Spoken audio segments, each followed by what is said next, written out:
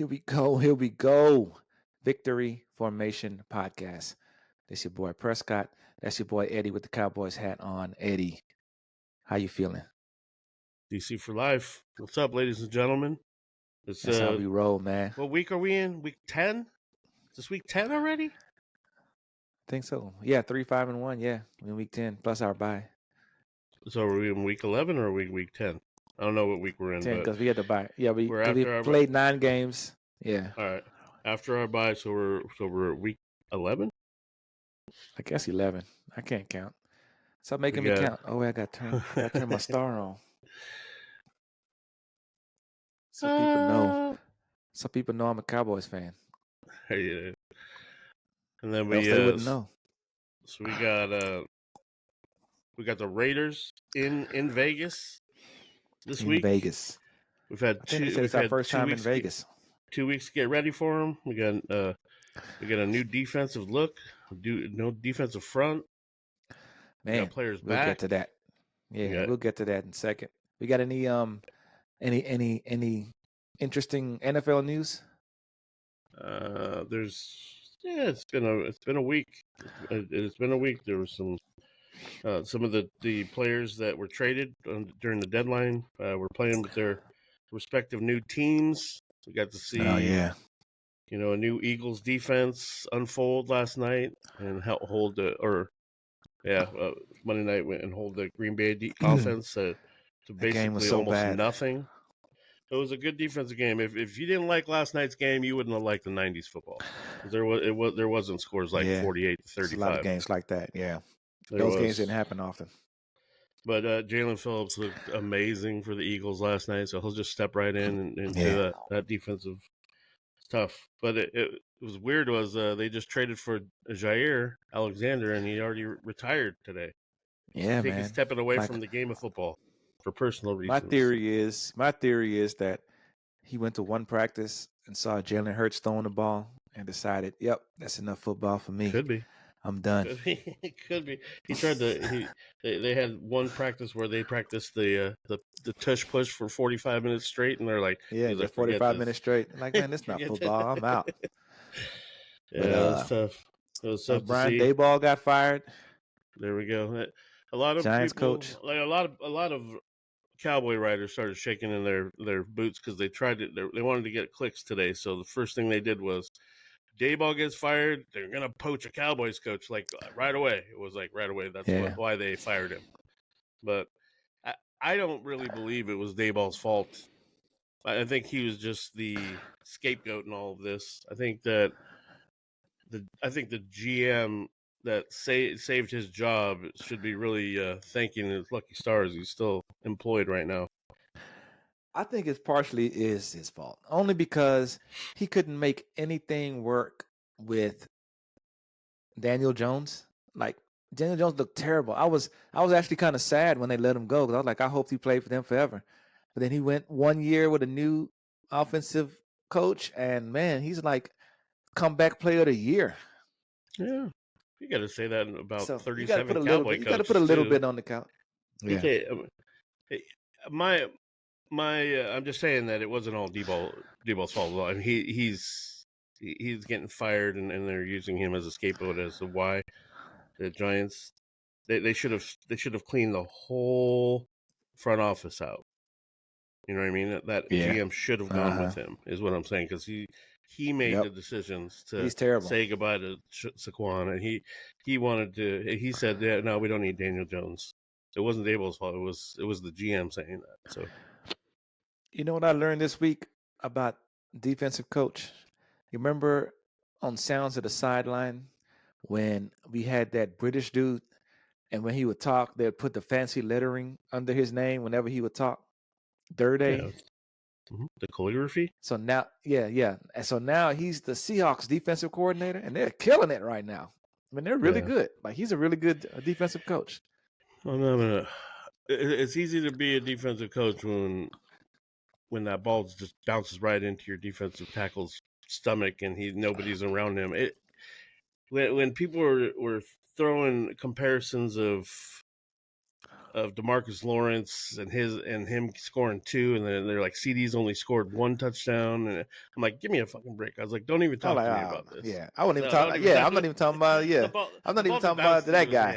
hand. The ball Yeah, I'm bounced just into his saying hand. that like as a whole, man, their defense pretty good.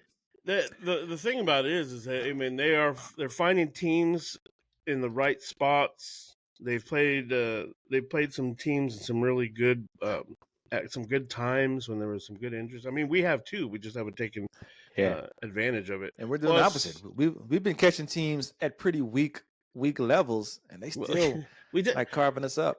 That's what I'm saying. Is like we had that it were get right games for teams, and it's. I mean, look at the performance after. You talked about it in the Discord Yeah, of what my the theory has been performance holding of the strong all teams year. I've seen after. some other people pick up on the theory, and I didn't discuss with anybody. I just taught it on here, so I think people secretly watch it. But almost every team that plays after our game and they go crazy, they completely suck the next game. Like sometimes they're even horrible after they play us. It's like they're like, hey man, we need If you saw a jolt. if you saw the Giants play when Dart got hurt, like when they had Tyrone Tracy and they had Russell Wilson in there, they were a They was so bad. completely different team. They're like a college team. It was But against us, ridiculous. then they look like the Super Bowl champions. I'm like, he was just tearing us apart. Oh, well. And I don't know what it is. Like it's beyond comprehension at this point. Like how good team. Like the only team that looked not good against us was the Redskins all year. We've had 9 games. Look what the Broncos did. The Broncos looked like they were getting a Super Bowl team, and then the next 3 games they couldn't score more than 14 points. I'm telling you, the only game that somebody didn't look good against us was Washington. That's it. Every other team. Well, the Eagles, the first game of the season, but that really doesn't count. But as far as besides the Eagles game, even Washington scored 22, but they didn't look like all the other teams do, scoring 30 something and 40 something against us. Something happened with our defense. Like our defense. Yeah, when they played insane. Crazy good. But also Washington had 0 wide receivers. Like they were down to like their 4th wide receiver was their number 1. Everybody was hurt. McLaurin was hurt. Debo was hurt. Everybody was hurt. They're doing this still right now without him. Yeah, but so it's weird. So now I expect Geno Smith. He's been terrible. The Raiders have been terrible. So this is our litmus test right now. If we can stop this slide of letting every week somebody goes off for either their best game of the season or the best game of their career. Every week we give somebody their best game of something. It's upsetting me. They gave the Broncos their best game the other day too. I mean, it came down to how many mistakes is Geno going to make. I mean, that's really all it is. I mean, if their defense can outplay Geno's mistakes, and if you could just get the ball to the running back, it's almost like they forgot their best offensive weapon. I think he only had like 2 targets in the first half. It was crazy. I didn't get it. And they just turned into, let's throw it to the other tight end. He had like 14 targets. It was crazy. I didn't get it. Man, I'm so nervous about what Bowers is going to do to our safeties. Is Wanye Thomas is out. Hold on, I do have some news on Logan. We got Logan. Yeah, so Wanye Thomas is out. Non-football illness list.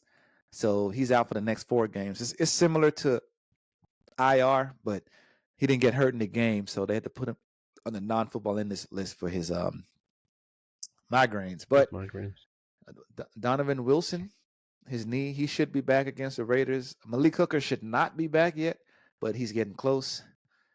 The biggest news is they officially brought Revell and Overshown. They activated them from Overshown from PUP and Revell from NFI. And the difference between that is Revell got hurt before the college. Like he hasn't participated in anything, so he can be on the NFI, non-football injury list. The same thing that Wanye Thomas is on because he got hurt in college. So since he didn't get hurt as a pro, he can be on that list. Overshown got hurt as a pro, so he was on the physically unable to perform list. They both got activated, and they both should see some snaps, unless God forbid they have some kind of setback this week or before the game, they both should see some snaps in the game, which is good because both of those are needs for our defense right now. Linebacker and cornerback. We need people at that position. So reinforcements are on the way. How you feel about those two players? I'm gonna make sure that I let everybody take a deep breath and relax from what Prescott just told everybody. They're gonna play. He just is like the Debbie Downer of these guys coming right now. I'm gonna try and be the sunshine, but he's probably gonna be right because they are gonna be on snap counts. But I really believe they've had 2 weeks to prepare. They've had 3 weeks of practice. Their practice window has been open for 3 weeks now. So they've been practicing. This was just a formality that needed to be done for accounting. It had to be done because the NFL has to officially give these bogus ass, this guy's going to play, this guy's not going to play maybe on Tuesday. But yeah, I really think that bringing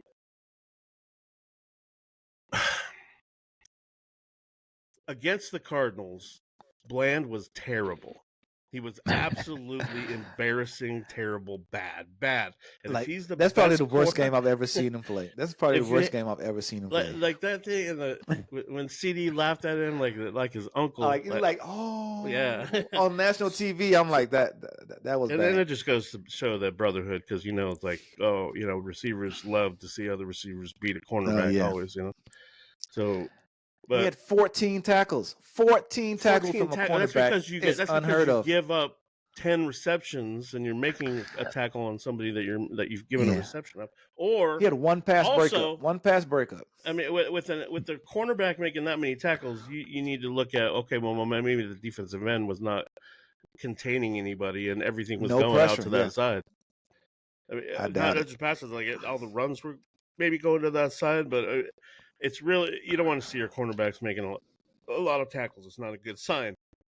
So I think that with Revell coming back, being able to actually give him some snaps, anything that we can take Elam out because that he doesn't need to be on the field. Oh man, at all. He doesn't need to be on the field anymore. When he got signed, I had such high hopes for him. He's a former first-round pick. He's been so bad. Maybe he's a press corner. I don't know, but he's been bad in our defense. It's going to suck if we don't have our safety. I know we're getting our hybrid linebacker back with Donovan, but we need somebody that can cover, the deep third. We need somebody that can actually not let receivers get behind them. Yeah, is that ready? Or is that what's his name? The rookie that we brought up that's playing safety now. Crap, what's his name? Mm-hmm. I know exactly what you're talking about. Hold on, I need to find it. Keep talking, I'll find it. He's the corner, whatever. So I think that ultimately, if we're gonna get deep down into what we really feel or what we hope is gonna happen, I really hope that there's a pinball reaction that happens with our defense. My coach, Elijah Clark. There we go. Also, who was that? That cornerback that we brought back that we lost that we brought him back. He played safety for 2 games. You know what I'm talking about? A cornerback? I know Kalen Carson just came back. No. It was a corner that we lost he was going to play for Bland while he was hurt. No. Chiqueezy? Nope. Reddy Stewart, Kyer Elam. That's all we got. Josh Butler. I'll find him in just a bit. But my thought process here, and get me if I'm wrong, because the same thing is in basketball. Because basketball, when you're playing zone defense, what do your coaches tell you? It's like you guys are connected by a rope, right? One guy moves this way, everybody's moving. Communication is the key. So everybody's got to move at the same time. Defense is like that. And so what I'm thinking is right now we built a core of our interior defensive linemen are some of the best interior defensive linemen in the game right now, by far. I mean, I'm not saying that they are the best. I'm saying they are some of the best. So the interior defensive linemen start, and everything builds from that tip of the spear, right? So the whatever other defensive tackle is in there for one defense, the defensive end that's in there is not going to get a guard peeling back from him because he's going to be occupied by a defensive tackle, right? Or the linebacker that's coming up to fill in a hole is not going to get attacked by an offensive lineman that didn't get touched by anybody because Toya fell down, Yeah. or Mozzie was just playing patty cake with somebody and didn't allow the other guard to get by him. So that's all transpired by just those two guys being really good in the front. That tip of the spear. Then everything else, and now again, Overshown back. Overshown is so athletic. He's not just a linebacker. He's like a safety linebacker, a defensive end. All like he's such a hybrid. It's crazy. That one time when he blitzed, blocked the pass, caught it, returned it for a touchdown, pick six, and danced at the same time. That was an epitome of that's way more athletic than a Micah was ever. And then with Logan Wilson going to be stepping in, Logan Wilson was what we wanted those linebackers that we signed to do. He's sideline to sideline. Like I said, he's a 3-down linebacker. He can cover a tight end. I'm just worried about our safeties. I'm worried about our safeties, me too. And I'm worried about Bland being overconfident because he picked off a ball against Washington. Yeah, man. So now he thinks, and now now he thinks he's bad. That's it.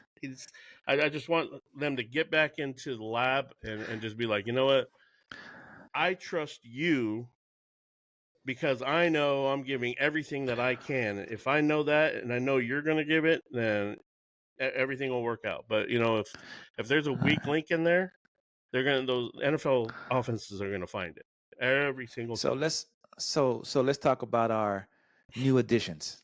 How do you see our new additions, Quinnen Williams and Logan Wilson, helping this defense? I think Quinnen he's like, how when we got Clark, we were like, oh, our run defense is going to be sewn up because that's what he focuses on. He doesn't focus on sacks. Quinnen, I think, is the all-around defensive tackle that you want. He can play both positions. He can rush the passer because he is hungry. He has moves. He is stout. He takes on double teams, but he also can shoot a gap. He also can make tackles. He had 26 tackles behind the line of scrimmage or something. Like he's like the most by any defensive tackles. Him combined with Logan Wilson behind him, knowing that Logan Wilson, I don't think had the best defensive tackles in front of him in Cincinnati either. So we found a defense that was actually worse than us. So middle linebackers will tell you they're just like quarterbacks. They don't like people coming at their feet. They like to have space to be able to see it because you have to have your head on the swivel. Yeah.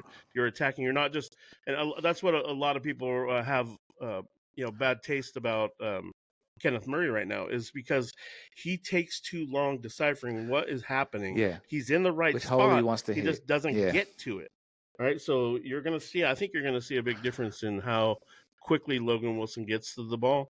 And then we'll have Overshown, and I think Overshown's going to get there anyways. So I think you're saying it's a positive. You're saying it's a positive that we added those two guys. Absolutely, 100%. Okay. Not only right now, but in the future as well, because now we have control of contracts. We have it's just an all around good addition for our team. So we got 4 additions to defense. 2 were already on the roster, and of course the 2 trades. So Quinnen Williams and Logan Wilson, those are big names. We got Quinnen Wilson, 2nd round pick next year, and then 1st round pick the year after. So whichever is the earliest. We still have 2 1st round picks next year. Yeah. So we got him. We got Logan Wilson. We got for like a 6th or a 7th. I can't remember, but it was a really good pick for us. Yeah. And then the 2 that we got back was actually 3. So we got 5 players. So the 2 that we got back, 3 we got back from injury. Kalen Carson, he came back last week. He actually did pretty good. He wasn't even targeted last week. I don't know why they didn't go after him 4 since he guys are was coming back because you had to add in Wilson. So Donovan. Wilson supposed to come back. Then of course the 2 big names, Revell and Overshown. So I don't expect Overshown to be anywhere near Overshown for at least a minimum of 2 games. He's been practicing, so he'll be in first quarter shape, but he won't be able to be by third quarter. He'll probably be gassed and worthless. So that's why you got to space him out. Play him a bunch of snaps here, give him a big break, and then play him a bunch of snaps. Like that's how he'll be effective because you got to get some kind of rhythm. Revell, he hasn't played in the NFL at all, so they got to be really, really, because confidence in a cornerback is a really big thing.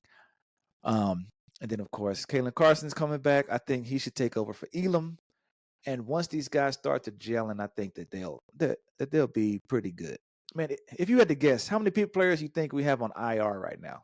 Give me a number. Shit, I have no idea. Maybe well, I don't think that you can have more than. I think we have maybe 6. Is it more or less than 10 6? players. 10 players on IR right now. So check this out. Something that before you get into that, Kalen Carson played last game. He played some pretty good snaps too. He was only targeted once. It wasn't it was a pass breakup. I mean, it was a positive play. I think that he'll get some snaps. Don't take it away the snaps from Trequezy though. I mean, I think he'll also play some. I think that rotation in that cornerback spot will. I don't think anybody's going to play a lot of snaps. I think I don't know if they're going to use this game as kind of like a tryout game, but I don't think anybody's going to play a whole lot of snaps, especially because we need to see Revell get some sort of. Like Revell needs to get like 15, 16 snaps for the game. I think that would give be him that would be if I was a coordinator, I would agree to like a 15-20 play window of like once we get to 20, then we're really maybe we're asking ourselves, is this really worth it? We need to get him out of there. Let's talk. And so put some ice on that knee or whatever, just in case. Same thing with Overshown. I mean, even if he's in there fucking blowing people up and everything, we can't get too excited and keep him in there because, just like you said, what's crazy is we don't have any major offensive injury concerns right now. Like none. The only person questionable is Terrence Steele. That's it. Well, what made me concerned is that you said that we only have one offensive lineman on the practice squad that is available. He just got poached. But what happened to that Philadelphia Eagle guard that we had? What happened to? I mean, we have to have Ball. We have to have. I mean, all those other guys aren't playing. I think we just let those guys go. No, because right now, no way. Right now, all we have is. Man, who did I say? What was his name? He got poached from us. It was something like we got a guy's last name is French.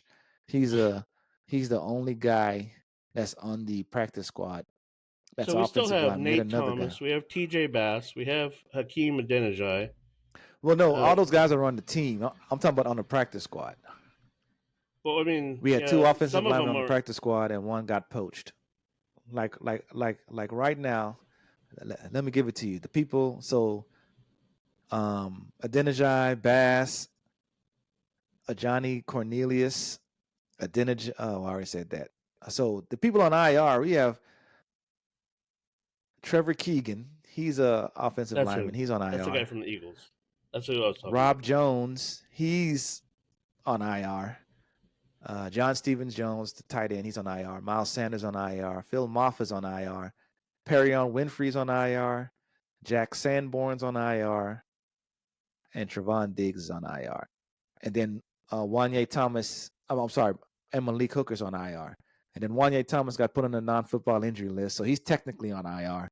And Josh Butler's been out since the beginning of the season, so he's not on IR. He's just out. I don't know what. I think he's on the non-football injury list. Wesley French is a center too. So we have 3 centers.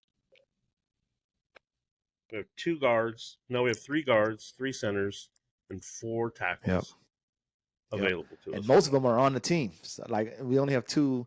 We only had 2 on the practice squad, and one of them got poached. And so now we Crazy. only have 1 guy on the practice squad. Well, hopefully these 2 weeks just healthied everybody up, and everybody ate their Wheaties, because everybody's gonna be it's like that one time when every sport has it, where there's like a flu season or a cold season or something, and the coach looks at everybody and is like, everybody, make sure you guys are getting in, get your rest, because everybody's playing a lot of minutes tomorrow, because we got 3 or 4 people sick. So like one of those kind of games. Nervous about us having to depend on Malik Davis. I think there's better running backs out there that we can get, but they So there was some news here that I didn't mention, and I don't know if anybody picked it up on the in the Discord when I went in and picked them up. But Phil Mafa is probably going to be brought up, and is going to be on the 53-man active pretty soon. I don't know if it's going to be this week or next week, but they're going to bring him up. 4 games are up, so he's on that special. See. He was on that special. Where he didn't. It wasn't 4 games. He's been on it since the beginning of the season. Phil Mafa. Yeah, he's gonna been since the beginning. So it's like, so they can. Bring I don't know when he's coming back. Whenever, but there was rumblings and talks of them bringing him up, because if you're not going to if you're going to healthy scratch Blue, and you're going to be bringing up some random guy that makes it through waivers 3 times with the NFL. Yeah. Uh-huh. I mean, we've let him go through. We've released him, and he's gone through waivers 3 times. Not one NFL team has poached him. No one's got him. So nobody wants this guy. So is he really worth? We overvalue our players more than anybody. That's one thing that is huge. If we had an injury to a tight end or a running back right now, we'd be pretty. It'd be tough. We'd be kind of screwed. Yeah, I mean, Lipke can fill fill in the pinch, and then Turpin can fill it in the pinch. Could you fucking imagine an NFL team game planning for a Malik Davis game? Like right now, Javonte Williams been durable, but if he twisted an ankle and had to be out for like the second half of the game, like our run game's screwed. Malik Davis can pick up something, but I'm gonna need for you to do, call your boy at that whatever bodega and find a goat. Oh yeah, man! Sharp knives, something. We need. I got a goat. I got a goat dealer. I'm gonna call him up because I'm sacrificing one this weekend. Man. We need him for that. At least just anything. That and a cornerback. No cornerback. Man, we can't lose a cornerback. We can't lose a running back. We have like 1,000 offensive linemen and 1,000 defensive linemen, but we cannot. Oh, you know who's been doing real good? I meant to say this earlier. Clowney has really rounded into shape. Like he's playing. They show some clips of him, and he's settled in. Like he's good. Yeah. And so I'm hoping that's what I'm thinking. That's why I'm thinking if those interior defensive linemen are actually soaking up, because I mean, literally, if you think about it, say you're out there playing offense and you know that this guy in front of you, I'm not going to have to worry too much about him. So I'm gonna worry about helping somebody out on peeling back and helping this guy out. It can't happen. This guy's going to be engaged, and I'm going to be battling in a fight all day long with this guy. So I can't help you out. So I think Clowney, I think Zeriku, I think Sam. I think Sam had a good game last week. If you didn't see that, Sam had an actually really good game. He did. So if he brings that energy, maybe our defensive line. I mean, that was kind of fun to keep saying, "Oh my God, is that another sack? Did we just get another sack?" James from Houston. But one thing I do want to mention before we end this thing is that we're not out of it yet. The season's not done yet, and I don't want to be technically, I don't want to. Well, I'm not even saying we're not even down to the technically we're not out yet point. Yeah, because if there's with the playoff seedings, there's going to be 6 playoff seeds, right? Yep. So we still have a shot at the wild card. I sent that list, and the 4 teams that are in above us in the because we're not going to win the NFC East. I mean, the Eagles helped we're us 4 out. games behind. The Yeah. Eagles helped us out by beating Green Bay last night. So when the 4 teams that are ahead of us in the wild card all lost this weekend, and then we have a tie. The only thing that sucks is one of them is Green Bay that we tied with.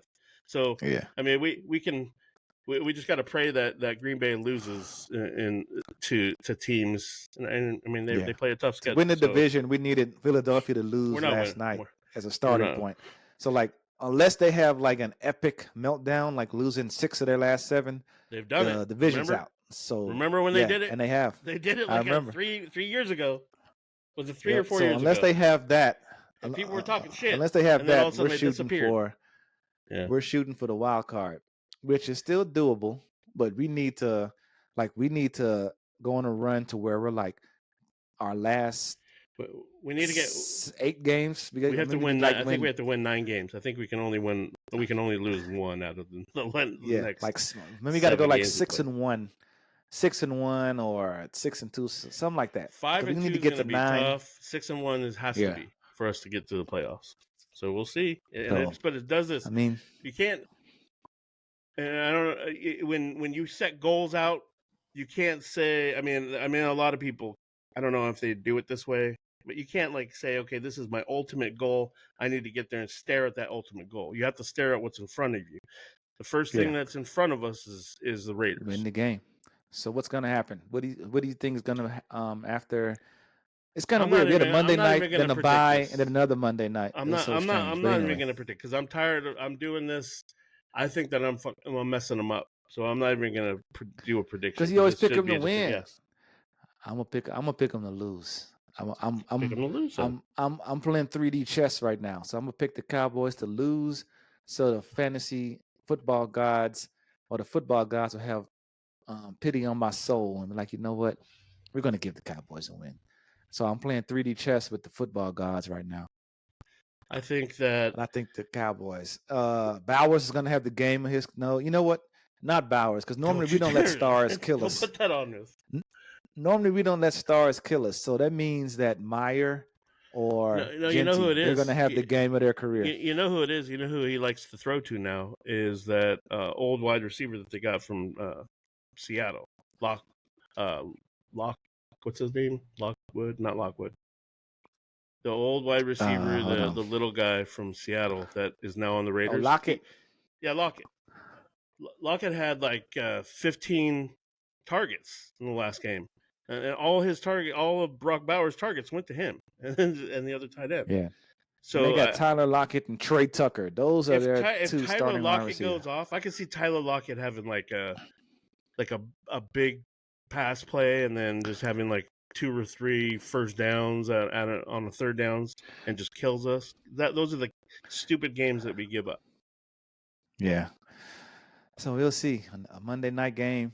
I'm predicting they have to bench Geno and let Kenny Pickett play in this game. It happened. It happened this last week. I don't know. Geno got hurt for a second, but see it happen. Pickett sucks. I think our defensive line is going to play the strongest game of their season for Marshawn Nealon, man. He's going to be out there coaching them up. I hope we come out in 10. I hope we come out with one without a player on our first play. And I hope the Raiders will allow it. We'll see what happens. Also, another factor that you have to think about is our newest guys. I mean, Quinnen Williams just had like the biggest reboot. He had a bye. He had two buys in a row. He had 2 buys. He had 3 weeks to get ready for this. Let his body heal up and go in his hyperbaric chamber or whatever they do. But I mean, they are 2-7, and we're 3-5-1. So basically, this is a loser leaves town match. Whoever loses this game. This is the type of game that we can, if we just stay in our pocket and we continue to do what we can do, then we'll win this game. If things get out of control and Eberflus doesn't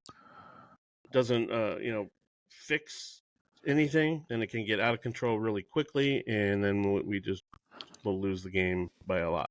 Yeah, just like we've done it. Because we are 9th right now in NFC, and that is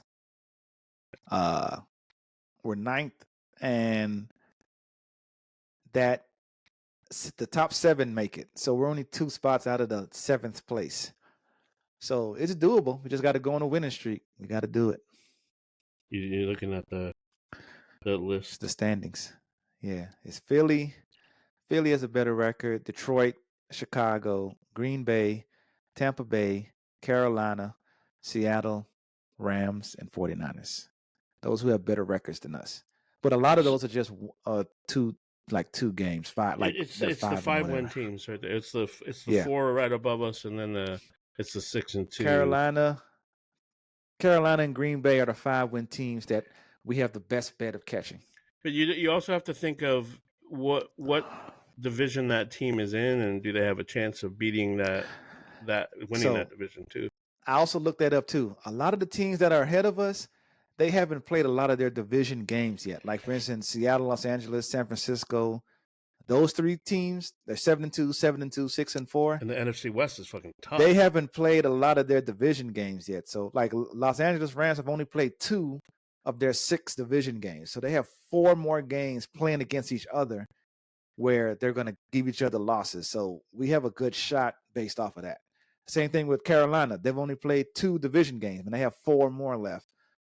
Green Bay has only played 1 division game, and they have 5 more left. So it's like they have a lot of losses to give each other to help us out.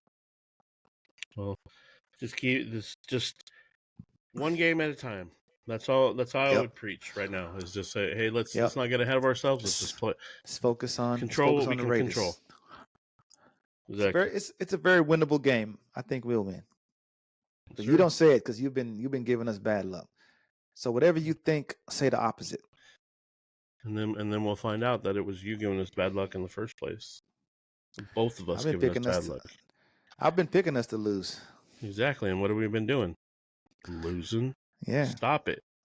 I don't have that power. This gentleman here is just selfishly picking us to lose for fantasy winnings and tanking our team. For the pool, I've been picking against us. I've been getting close. I mean, I'm gonna win one week, man. You lost by 2 games to me this week. I picked Dallas to win. I don't like that. I always in our fantasy league, you're out of the playoffs. You're like in 9th place. I'm in there. There's 10 of us. I'm in 7th place. 7th. Yeah, you're not making the playoffs. Don't worry about it. I just changed it. I'm 1 game out of the playoffs right now. I just changed my name to Don't Let Me in the Playoffs. We're not. Trust me. 1 game. You can't do anything about it. There's nothing you can do. You can change it. You can. I already found collusion. Listen, collusion. Remember this. These people are admitting is in live in 4K right now that they colluded to beat me specifically in this league. Hey, I can live with that say Daddy-O Destroyer. Like they put my name in the names of their teams. That's how much I live. I am the Dallas Cowboys of our fantasy teams. I mean, you know how that like the Eagles fans are just on Cowboys fan pages, and every team and their mother just has to respond to Cowboys posts on whatever it takes for him not to make the playoffs. I'm telling you, whatever it takes not to make the playoffs. I'm cool with that. I'm getting there. Anyway, I'm going to trade everybody this week to do it. Oh, did you see that? It was you can't make any trades after this week too. Yep, this the trade deadline. Trade deadline for fantasy. So, all right, man. Say goodbye to the people. You got any words of wisdom for them?